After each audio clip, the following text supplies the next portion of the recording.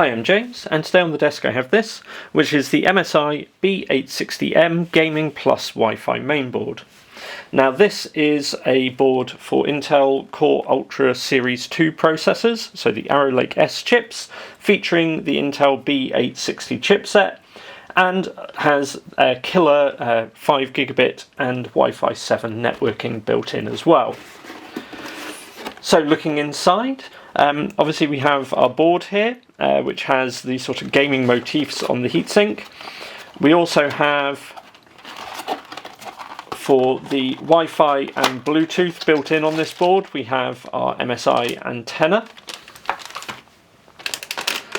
Then lifting out the board and cardboard underlay beneath, we have our normal regulatory notices, a thing for reviews on their website, a quick installation guide, and then also we have some screws, the standoff for M2 and the little piece for mounting that, a SATA cable, which most people won't be making use of, and also an adapter for fitting a couple of the MSI specific fans as well. So let's take a look at the board and get on with things. So as mentioned before, the B860 is the chipset used on this board, and compared to on the 700 series, where you had a B760, an H770 and a Z790, the Z790 being the fully unlocked enthusiast chipset, and then the B760 being a sort of more budget one, which still has some of the features like memory overclocking enabled, but which is more heavily cut down. And then the H770 kind of sits in the middle, where it had a lot of the features except overclocking of the Z790 board, so you can see it kept the same number of SATA ports, stayed quite close on the USB, and sat in the middle. However, for the 800 series, looking at the public data sheets, we can see that this is no longer the case. So we do have the Q870, which is for corporate usage, but then the H870 no longer exists. Instead, the B860 just takes its place. The H810 still exists as an entry-level option as well. So in terms of what this means, so if we look at the chipset diagram, and so sort of working down through the features, so here it has things called out as they would be on the Z890. So first thing we lose is overclocking. This isn't listed on here, but you can only overclock based on memory and no overclocking of the graphics or the CPU cores. You also don't get support for the 200S boost, which increases some other bits. Because this is IA overclocking, that is not supported. Next, we have the DMI lanes, which are like PCI Express between the CPU and chipset. So these are DMA Gen 4 lanes. So you get 8 links on the Z890, and that is reduced to 4 here. Continuing to go down, on the chipset itself, on Z890 you have 24 lanes of PCI Express Gen 4, and we are getting that reduced to 14. Our SATA ports are reduced to 4. And then we have, our USB 2 ports come down to 10. The support for 20 gigabit USB 3.2 comes down to 2, then down to 4, and down to 6. So quite a big reduction in the number of USB ports. Now obviously if you're building a big enthusiast gaming system, that is going to be, if you have a lot of peripherals, and particularly high-speed peripherals you want to connect in, that may be a bit of a concern. We also see, our number of Thunderbolt 2 ports is reduced down to 1, and we lose the 4 PCI Express 4 lanes from the CPU as well. Even though obviously they are physically still on the CPU, you do not get support for them at the chipset level, so you only have the 16 for the graphics card here, and then the 4 PCI Express 5.0 lanes for the SSD, at least attached to the CPU. You also have things like boot guard will not be in on the consumer products and so on. Also, the total number of high-speed I/O lanes is reduced, and when it comes to the rapid storage, this is SATA only, so there is no support on the B860 for your PCI Express RAID, only SATA. So this board itself is a mATX form factor board, using all the full length of the standoffs, which I like because it gives a bit of support when you're plugging in the power cables here. And the reason I've picked this board up is actually for a home server project I'm working on, as I want to experiment with using the MPU with Frigate for my video system around the house. But today I'm going to be looking at this more in the context of using it with Windows. A key feature for this was that we have the 3 M2 slots built in, which is relatively uncommon on B860 boards, and also that we have 5 gigabit networking. So this is provided through a Realtek chip branded as Killer, and most boards I found, at this price point and size and using this chipset, use a 2.5 gigabit, probably the i226 Ethernet controller, but this was one of the boards that I could find which had 5 gigabit. MSI also do the Pro B860M-A Wi-Fi, which is actually pretty much the same layout as this board. So PCB masks look identical, bar it is missing one of the headers on the board, so the Easy Connect one for the fans is omitted. And I'll overlay a picture here so you can see how similar they are. And it has, so rather than the Intel branded Killer Wi-Fi, it just has standard Intel B200 and Realtek 8126 wired network. But otherwise, the PCB itself appears to be identical, so they're functionally the same boards. The main reason for getting the gaming version, despite the fact I'm going to use it in a home server kind of setup, is purely cost. This was on a deal, so it was £25 cheaper. So taking a look at the specifics of the board layout, and centerpiece obviously here is our LGA 1851 socket, and this is compatible only with the Intel Core Ultra 200 series processors, so the Arrow Lake S chips, such as the Core Ultra 9285K that we'll be using today. This is one of the newer design, so the reduced load ILMs for the socket here, which should reduce bending of the board, and is used on this board and presumably other MSI models as well. Under these heat sinks we have our power phases for power delivery to the processor, and this is a 12 plus 1 plus 1 plus 1 setup. So unlike many of the other budget Arrow Lake boards that I've seen, there is a full 12 phases for power delivery to the CPU, which even with this 285K should ensure nice stable power delivery and voltage. And then we have additional phases for the system agent, graphics core, and VNN-AON. Now I've got to be honest, I'm not quite sure what that's referring to, as I couldn't find a good explanation for the acronym here, but that's what MSI list on their site. Power for the CPU is provided by the CPU power connectors up here. There are both 8 and 4 pin connectors, however it is only necessary to connect one of these, not both. If your power supply only has the 8 pin header, that's fine. Certainly for K SKUs and higher power parts you would recommend using the 8 pin header here. Memory support is via 4 DIMM slots, and there are markings here on the board telling you to populate slots A2 and B2 first. These have just a single retention clip and then just slot in on the other side, so are just held on this side, which generally makes installation quite easy.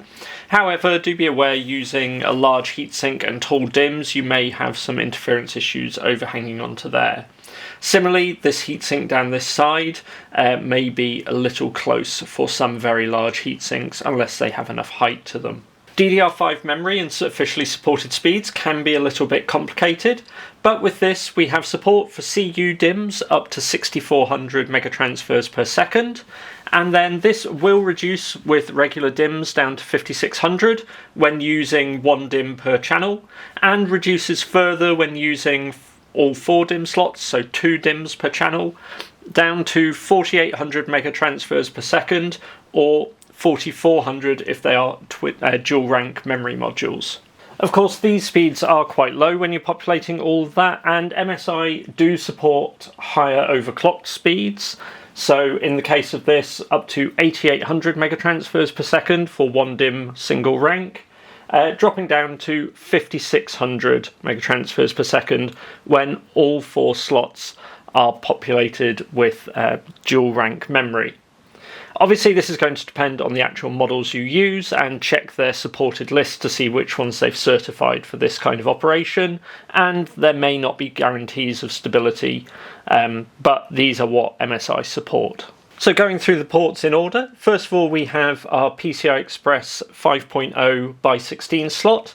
This is fed by the processor, and as I say is a full by 16 slot. We also have the retention clip on the end, which has this little extension to help you reach it around from a backplate. This isn't obviously quite as easy as where you have, say, the button releases on some boards, but it is just a nice, very simple little addition which does ease in removing cards. The next 2 slots are both by 1, so a single PCI Express 4.0 lane, which is fed by the PCH, and then finally we have the extra, so PCI Express 4.0 by 4 from the 4th slot, and this also gets a retention clip. So if you wanted to fit, say, a graphics card into there, which you may choose to do, like I say, some people do fit multiple graphics cards now for lossless scaling, acceleration, or for working with LLMs, so that is available for that as well. One feature that is missing, because we're on the B860, however, is the ability to bifurcate that by 16 slot, so this can't be split down into 8+8 or 8+4+4, it is always a by 16 slot. There is also an additional auxiliary PCIe power connector here, which takes one of your 8-pin PEG connectors to supply additional power to the board purely for the PCI Express slots. I would not generally think this is necessary, however it is an option, particularly if you are overclocking graphics cards that you may want to use. As mentioned earlier, we have 3 M2 slots on this board, but initially all we can see is M2 slot here, which is the second one attached to the PCH. To find the primary M2 slot, we compress this clip on the end of the heatsink and remove that. When fitting heatsink, do make sure you remove this protective film over the thermal pad as well. Now this is the PCI Express 5 slot, which connects directly to the CPU and has a tool-free installation. So inserting the CPU and then twisting this to secure it in place. For our second slot, we also have tool-free installation, and this is PCI Express 4.0 coming from the PCH and has 4 lanes associated to it, so full width for PCI Express 4.0.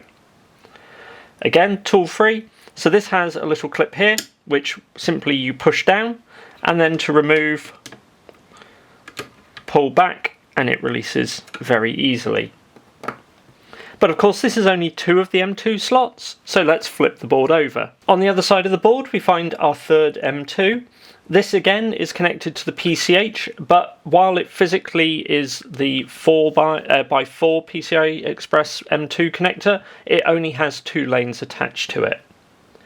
You also would mount your tool-free mounting point into the slot, into the little lug here, and that means you can only fit an M2 2280 into this drive space. If you want to use a shorter drive, you'd have to use an adapter to use that 2280 spacing. There are also no mounting points on this board for 110mm drives, but the shorter 2260 is supported on both the other 2 slots and 2242 on one of them. To round out our storage, we also have 4 SATA ports, so the maximum supported by the chipset, and these are able to use the Intel RST for SATA RAID. So you can do RAID 0, 1, 1+0 and 5 on these ports. However, the board does not support RAID on M2, only on these. It's also worth noting that all of the M2 slots are PCI Express, so NVMe drive only, and do not support SATA drives. Looking at the I/O shield, and here we find all our easily accessible ports. So we have, for display, first of all, we have a display port. This is DisplayPort 1.4 and supports a maximum resolution of 4K 60Hz.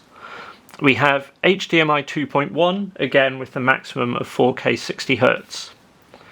We also have our Thunderbolt port, and this is a 40 gigabits per second port with DisplayPort 2.1 support. This includes being able to do UHBR20, allowing for up to 4K 120Hz or 8K 60Hz.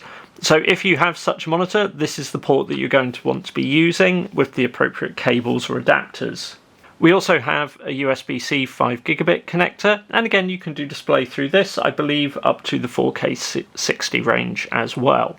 For USB, we have a pair of USB 2.0 ports, and then a pair of USB 3.2 5 gigabits per second ports here as well. Additionally, we have a USB-A 10 gigabit port, and then, as stated before, our USB-C port here does 5 gigabits per second. The Thunderbolt port also allows for up to 10 gigabit per second USB 3.2 devices and 20 gigabit per second USB 4 devices. Our audio ports here are connected to a Realtek ALC 897 codec, with 3 connectors on the back panel, nominally for line in, line out and microphone in. However, these can be used in other ways to allow for up to 5.1 speaker setup solely on these rear ports, or a 7.1 setup combined with the front panel audio connector.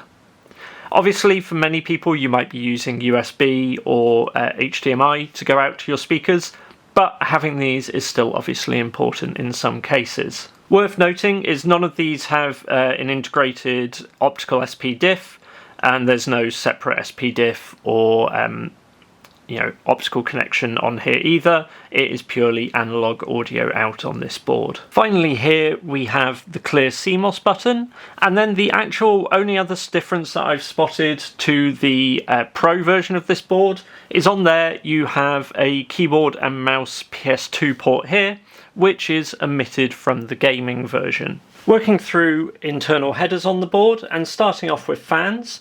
So first of all we have our CPU fan 1. There is only a single CPU fan connector, so if you have a cooler with multiple fans attached, you will have to attach them with a splitter to here.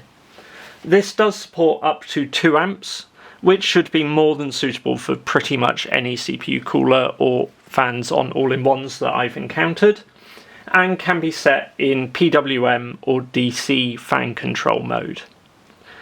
Below it we have the pump sys1 header, which provides up to 3 amps with PWM only, so pulse width modulation for controlling speed, and this is for connecting your water cooler's pump to provide that with ample power to run. We also have a trio of system fan headers, the first of which is here, and then the other 2 down on the bottom of the board, so 2 and 3. All of these support only 1 amp, which should be adequate for any system fans you may have, or even a couple linked to it, and can be run either again in pulse width modulation or DC fan control mode. Working through the headers along the bottom of the board in order, and some of these are a little strange or perhaps even superfluous, but we're going to go through them all quickly anyway. First of all, we have our front panel audio connector. So this is used for connecting up, say, your speaker output or your headphone and microphone outputs on the front panel. Next, we have our RGB port, and this is not an addressable RGB port. This is a standard one for a single LED strip, so everything is set to the same colour on this. Not something that I would expect many people to still be using, as most go towards the addressable ones instead. Next we have the JTBT B5 connector here, and this allows you to connect MSI's Thunderbolt 5 card. I haven't seen this and available yet, and for most people Thunderbolt 4 is going to be adequate. However, since we only have a single Thunderbolt 4 card port on here, it may be something you want to add. We also have JCI1 here, which is a jumper for the chassis intrusion. So this can be used if you need to warn if the case has been opened, and will give a message when the system boots if it has. Interestingly, we also have a J-1 connector. This is for MSI's tuning controller, and really again this would be a bit strange to use on here. This is a feature that's normally seen on very high-end boards, and I don't know if MSI still do the controller. But if that for some reason is something you wanted to connect, we have a connector for it here.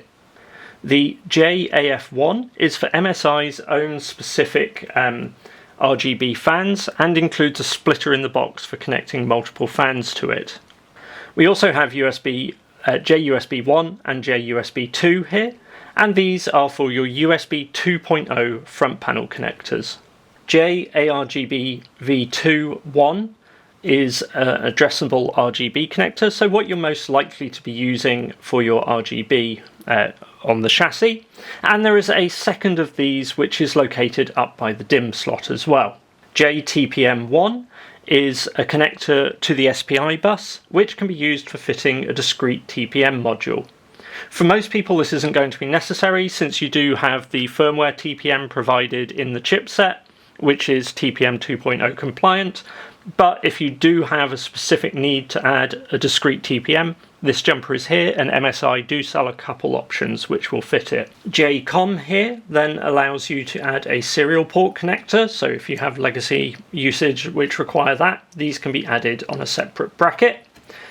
JFP1 is our front panel connectors, so for things like your power button, reset button and LEDs, and then FP2 is the speaker connector. We also have the reset for the CMOS here on JBAT1, and the battery itself is hidden over here on a rat tail, so can be replaced by replacing the battery with the cable attached. Finally, on this edge we have a pair of USB 3.2 5GB connectors for front panel, one which is orientated facing out, the other which is straight up, and then a USB-C type internal connector for the front panel, which supports up to 10 gigabits. Finally, in the corner here, we have 4 diagnostic LEDs for CPU, memory, graphics and boot. These can be used to track down why the system is failing to boot based on which light is lit.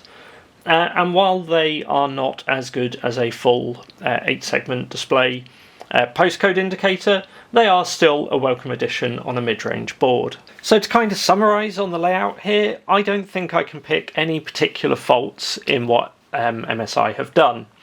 The use of 4 DIMM slots is really useful for what I want as a home server board here, giving me expansion of the memory. Having all PEG slots, even if they're electrically less than 16 lanes, gives me flexibility in what cards I can fit here. The M2 slots are really positioned optimally, or as best you can, on an mATX board like this.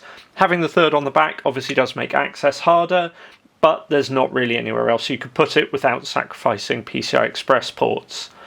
The back panel connectors, it might be perhaps nice to have some optical audio out, but that's a minor criticism and again doesn't really impact my use. So overall I think MSI have done a really good job here. So with our CPU, cooler and RAM installed and connected up to our Elgato 4K capture system, we're ready to power on for the first time.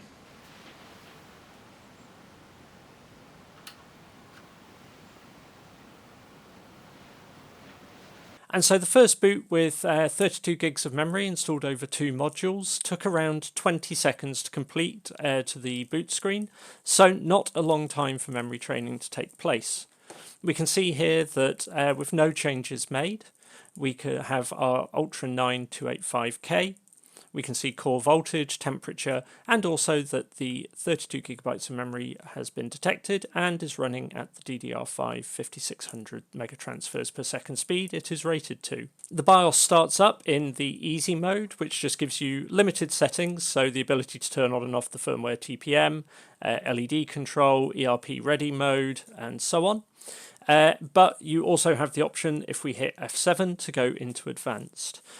So working through the BIOS in advanced mode, and first of all we are presented with our system status page. So this allows us to set our time and date and also check what is installed in the system. Currently I don't have any storage connected, but we can see system DMI info and what we have attached in terms of the memory and cores, BIOS version and so on. Moving into advanced, and we have the usual range of options that we would expect here.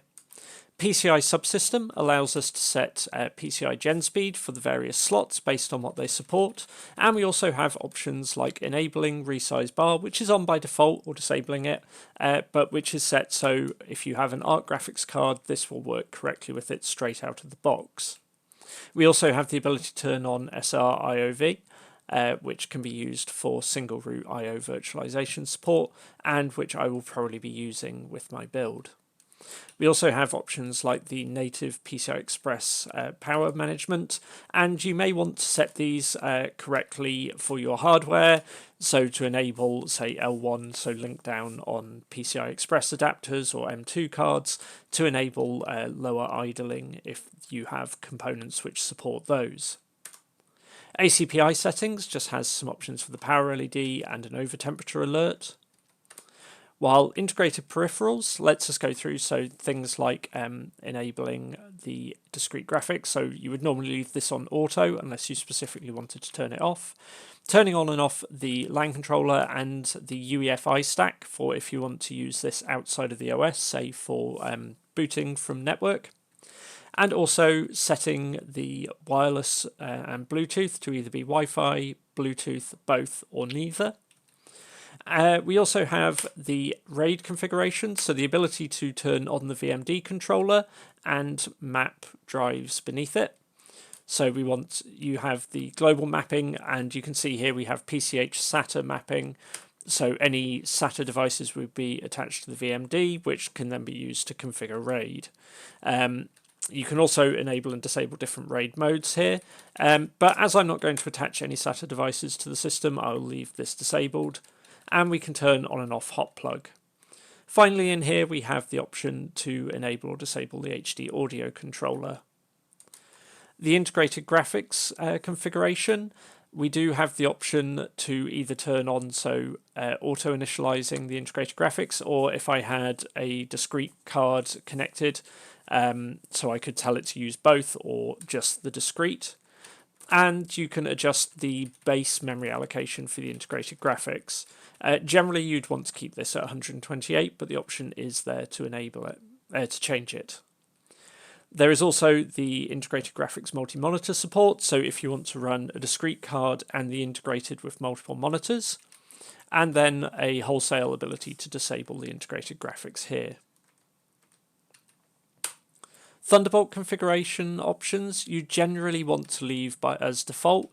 There is the option here to enable the discrete Thunderbolt if you're adding the Thunderbolt 5 card, but unless you understand what these options are doing, you generally don't want to go in and change them. They should be correctly configured as standard.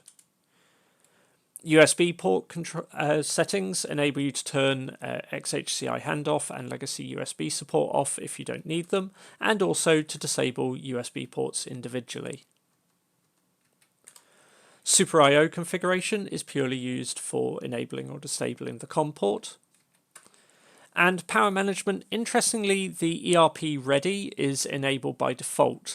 This means that when the system is off, no lighting or USB ports will be switched on, and it minimizes the power draw when the system is in the S5, so power off state.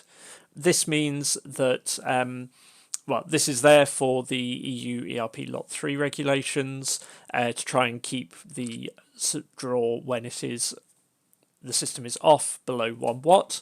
If you want to have USB ports powered while the system is switched off or in hibernate, say for charging devices, then you can enable this, and you see that the ERP ready function is disabled.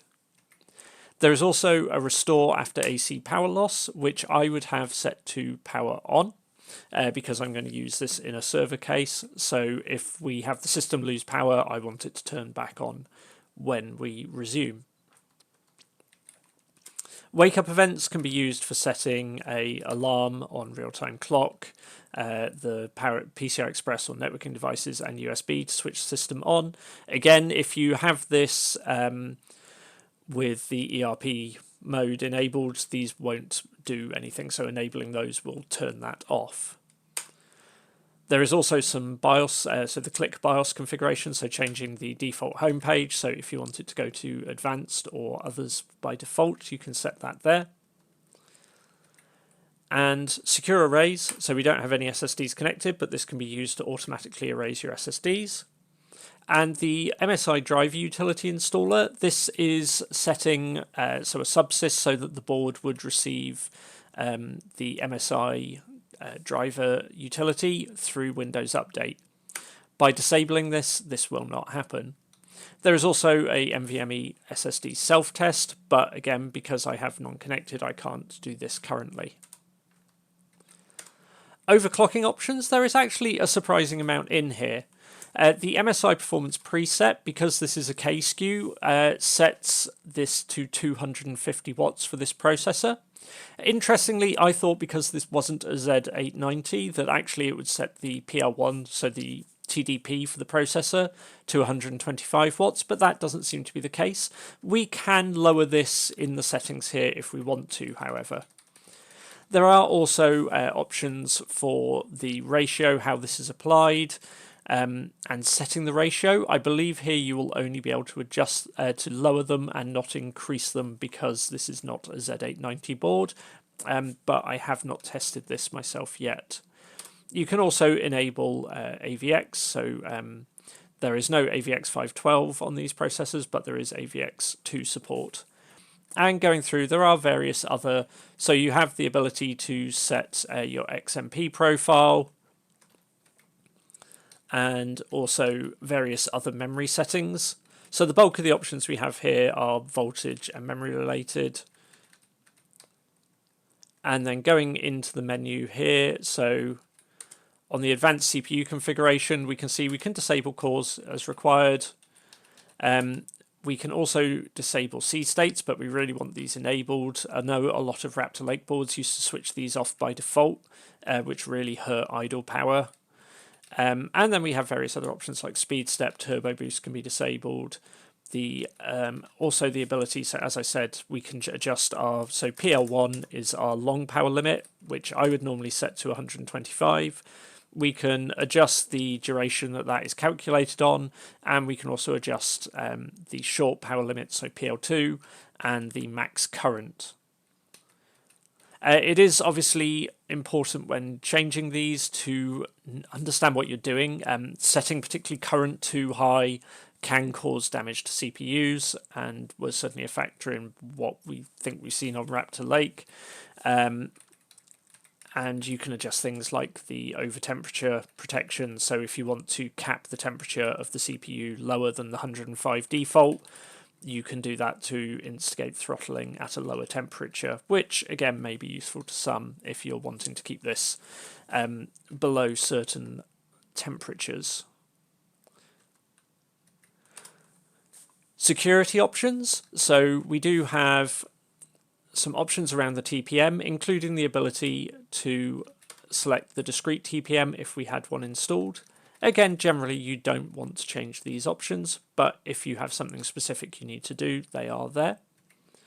We can also enable the chassis intrusion and reset it if it is alerting us. And turning on or off secure boot.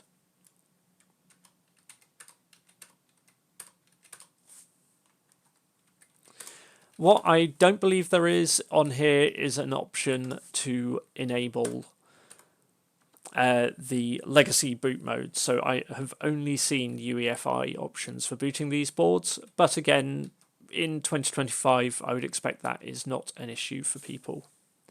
We also have some boot options here, so the ability to turn on the MSI fast boot and enable or disable the regular fast boot as well, along with post beeps and other bits like that.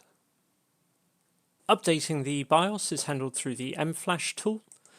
This can be accessed either at startup or through the BIOS, and we'll restart the system into the tool. I already have the BIOS downloaded from the MSI website, the latest one released in April this year, so I'm going to update the board before I do anything further with it. So here the board restarts into the M-Flash tool.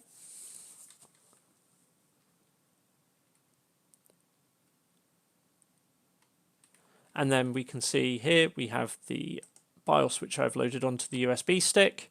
We can see which version it is in the list here, so it's going from V2A20 to A34.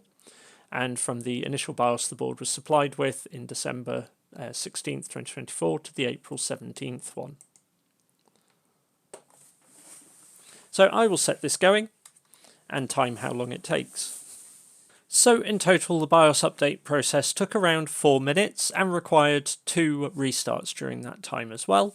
And with that done, we can now see that we are updated through onto the latest BIOS version, CPU microcodes and so on. So with that done, I'm now going to go through and get Windows installed on this. So having installed Windows 11 24H2, and one thing that is worth noting here is that post-install there is no network driver, so you will have to have a USB device with either the wireless or the wired network drivers on it, which can be installed as part of the out-of-box experience on the later versions of Windows 11. This is required to progress. You can boot into the admin mode, but without doing this you won't be able to configure the operating system. I'm going to boot into admin mode, however, as I'm not really planning on using this machine with Windows 11 beyond just taking a look at some features here on the video, to get things set and just check over everything works as expected. Having installed the network driver, and Windows 11 is then able to fetch the necessary drivers via Windows Update. However, I would certainly compare the drivers that are available with the latest from the MSI and Intel websites. Particularly here we can see that we have a notably old display driver here for the integrated graphics. And it's always worth making sure that these are the latest versions possible, but important drivers like the Platform Monitoring Technology driver or PMT driver are put into place here, as are others like the MPU. Once this is completed, we'll take a look at the device manager to see if there are any additional drivers which need installing, or if Windows Update can be relied upon to actually put all of these in place. Having updated through Windows Update, we can see all the devices in Device Manager now have drivers installed, which is good to see. Certainly saves a bit of effort, but as I mentioned, so for the graphics driver you'd probably want to download the latest ones of these. So if everything's set up and the MSI Center application installed, not all of these are particularly useful in my opinion. So I have used the Mystic Lite purely because I want to be able to set CPU temperature for the fan just so I can see what temperatures are like roughly while I'm using the system for testing. The user scenario, so particularly the extreme performance option on here, I'm not a huge fan of the way this is working. As we can see, it actually brings up the PL1 and PL2 power limits all the way up to 4000 watts. At stock, the processor won't obviously draw much over about the 240, 250 mark anyway, but setting these so high is not really a great idea, and I prefer to have some constraints on here because if we're going much above the 250 watts, the thermal solution here simply isn't going to cope. If you switch to balanced, it does bring both down to 125 watts. But for testing, I'm going to keep it on the default BIOS settings. Other features, the system diagnostic is not particularly useful, just giving disk and memory information. It doesn't show CPU temperature or anything. And the cooling wizard does allow us to set some fan profiles. So again, I'm using it in BIOS mode, but we do have options to tune the fan curves in here for speed against temperature.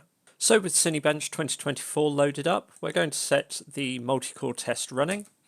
And when we do this, we can see, so on the frequencies, so we are hitting 5.4 gigahertz. I have tested, and in single threaded mode I do see 5.7 on the P cores. However, this does obviously register lower when you're running a heavily threaded workload. As we can see now, we are using the BIOS default, so 250 watt PL1 and PL2. When I go forward using this, I'm going to tune these down to 125, as that's going to be, I don't need to be drawing 200 plus watts power on the processor. And actually was quite surprised the board set the PL1 so high, being a B860 board, but perhaps because they have that 12 phase power delivery, that's why they've chosen to do so. So this is going to run through for the 10-minute test. I have seen that we do see, because I only have a relatively basic Cooler Master fan and heatsink on here, that I do see a small amount of thermal throttling, which is another reason why I'll be reducing those power limits down. But it should be enough to get a representative run from this. So with the test completing, we can see that our final score is a 23 to 3 or 2.7, just as it completes the final stage. And we can see here in hardware info that we did get some throttling during this test. Like I say, the cooler isn't really big enough to be running this at 250 watts. And this is around 100 points less than I've seen in some 285K reviews online. But obviously, because this is running with DDR5 5600, and many of these are running with DDR5 6000 or 6400 and better timings, that would likely account, along with the throttling, for the difference here. So for my intended usage, with setting limits to 125 watts, this should be absolutely fine, and I don't really have any issues with how the board is behaving on this front, except for it uncapping those power limits completely when we use the the MSI Central software. For me, I would only install the RGB control, and in fact, in my case, I would only be using that to switch it off. But other features there may be useful to other people. So overall, what do I think of this board? Well, I think for my use, it's a really good option. A lot of the limitations that it has, so in the PCI Express ports here only being by 1, and the back PCI Express or M2 slot only being a by 2, is really down to limitations of the chipset and the reduced lanes it has. It's also really for the additional sort of £60–70 that a Z890 board would cost in this size, with the 5 gigabit Ethernet and so on. Really, the gains here are relatively marginal. Similarly, the option to bifurcate the main PEG slot would be nice if I wanted to fit multiple M2 cards in a riser in there. But having the 5 gigabit Ethernet does mean that's something that I don't need as much, as previously I've used M2 cards for this. And it's also not really a criticism that I could level at MSI or their design, since that is a chipset limitation.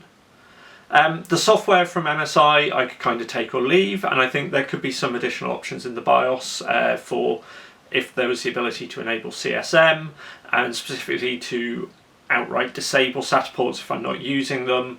Some of those things are perhaps a little sparse, but overall it seems a really solid basis for building a system around.